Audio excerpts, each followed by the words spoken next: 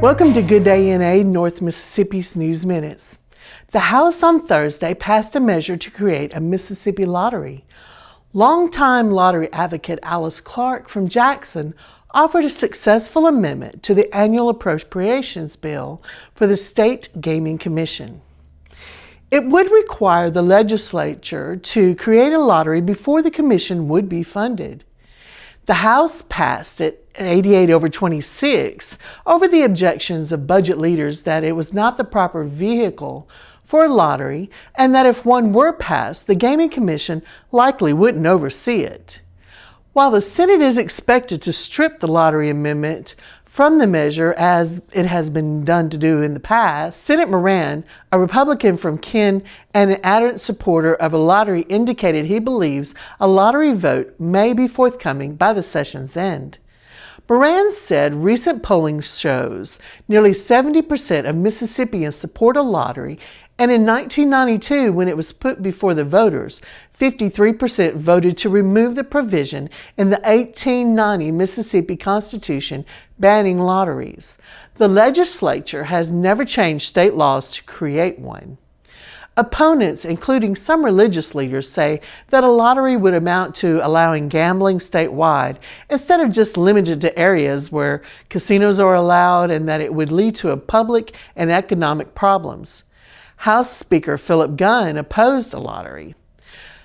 Last year, he helped create a special panel to study whether a lottery would be good for their state, and the panel worked through the summer and submitted a report to Gunn before last session started in January.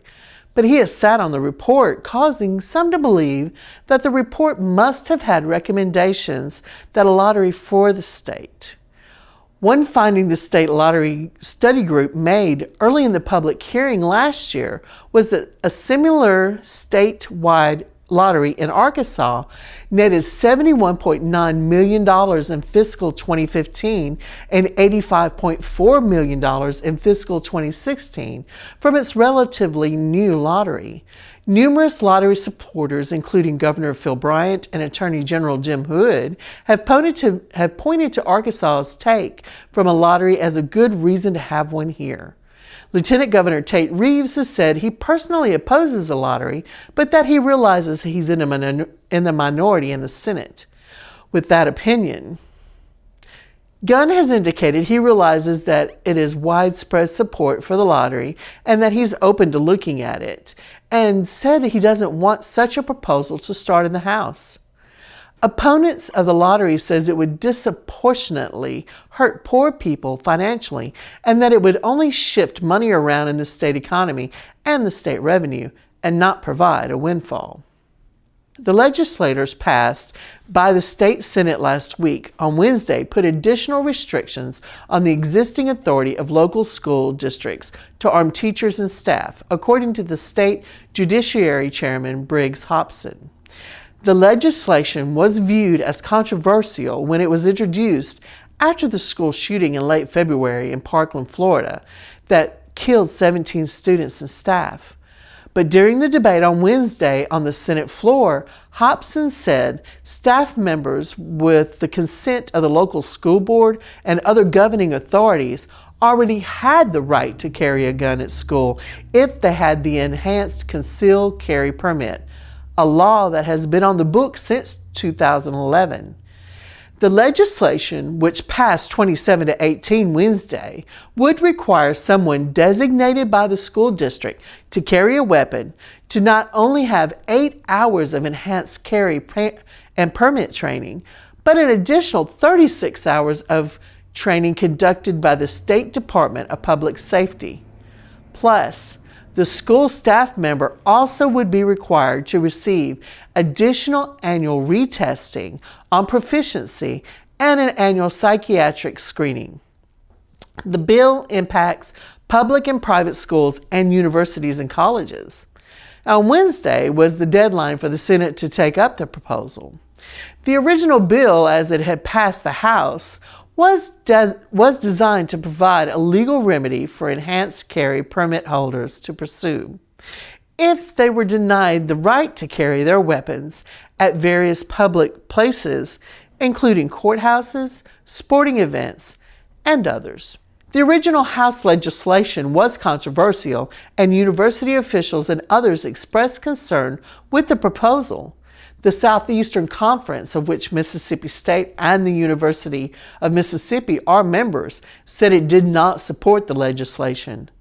And a note, the legislation was amended in the Senate to ban all weapons at sporting events if there were armed law enforcement officials at the entrances of the sporting events. The bill now goes back to the House, where members can accept the Senate changes and send it to the governor, or invite negotiations where leaders from the two chambers will try to work out the differences. Over 300 university and community college staff voiced opposition to the bill in an open letter to the Daily Journal. Lieutenant Governor Tate Reeves said the proposal provides for our school leaders with another way to beef up security at their campuses in a responsible manner. The Mississippi Community-Oriented Policy Services Program, passed in 2013, provided state matching funds for local school districts to place trained officers in public schools. Now, according to the financial website Wallet Hub, Mississippians pay the third highest vehicle registration prices in the United States.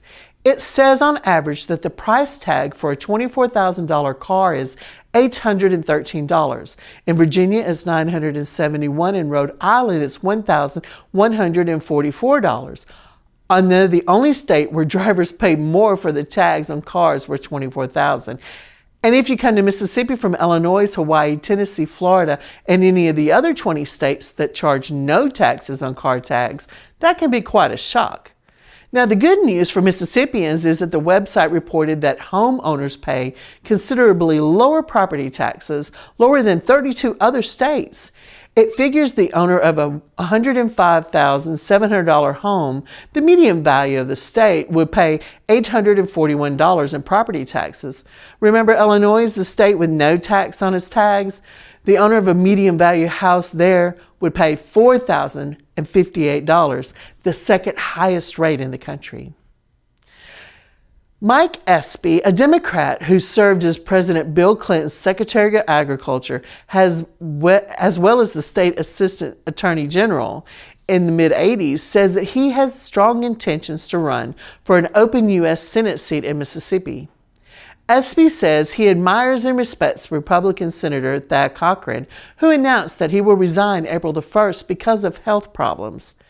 Espy says in a statement that it has been some time since he worked in Washington, and I have witnessed with dismay the continuing dysfunction. He also says, I have proven that I can work with anyone as long as the goal is the better of Mississippi. Espy was both the first African American and the first person from the Deep South to serve as the Secretary of Agriculture. Now for the weird news. California is being sued for not acknowledging Bigfoot. Crestline, California resident Claudia Ackley has teamed with Discovering Bigfoot filmmaker Todd Standing to sue the state of California, requesting on January the 14th that the state agencies acknowledge the existence of the Sasquatch species. Ackley and her daughters, 11 and 14, say they were hiking a trail in Lake Arrowhead in March of 2017 when they spotted a large figure braced in a pine tree, who she described to authorities as a Sasquatch. Forest rangers insisted at the time that Ackley and her daughters had seen a bear, and that Ackley fears that not acknowledging the presence of the legendary creatures, the state is putting the public at risk. People have to be warned about these things, she said. They are big. This week in history. In 1942, training begins of the Canine Unit. Well over 1 million dogs served on both sides of the war during World War I, carrying messages along the complex network of trenches and providing some measure of psychological comfort to the soldiers. The most famous dog to emerge from the war was Rin Tin Tin, an abandoned puppy of the German war dogs found in France in 1918 and taken to the United States, where he made his film debut in the 1922 silent film The Man from Hell's River. As the first bona fide animal movie star, Rin Tin Tin made the little-known German Shepherd breed famous across the country. In the United States, the practice of training dogs for the military purpose was largely abandoned after World War I. When the country entered World War II in December of 1941, the canines were considered again and a call for puppies began. This first set began training this week in 1942, and in the fall of 1942, the Quartermaster's Unit was given the task of training dogs for the U.S. Navy, Marines, and the Coast Guard as well. The canine course initial acceptance of over 30 breeds of dogs, but the list was narrowed down to 7: German Shepherds, Belgian Sheepdogs, Doberman Pinschers, Collies, Siberian Huskies, Malamutes, and Eskimo dogs. The top canine hero of World War II was Chips, a German Shepherd who served with the Army's 3rd Infantry Division. Trained as a sentry dog, Chips broke away from his handlers and attacked an enemy machine gun nest in Italy, forcing the entire crew to surrender. The wounded Chips was awarded the Distinguished Service Cross, a Silver Star, and the Purple Heart, even though he didn't get to keep them. Thank you for joining us here today on TV 99 Good Day NA and North Mississippi's News Minutes. Be sure to follow us on our Facebook page, on Twitter and Instagram, and you can find us on YouTube. Be sure to subscribe to our channel so you don't miss any of our original programming. And we hope you have a wonderful week.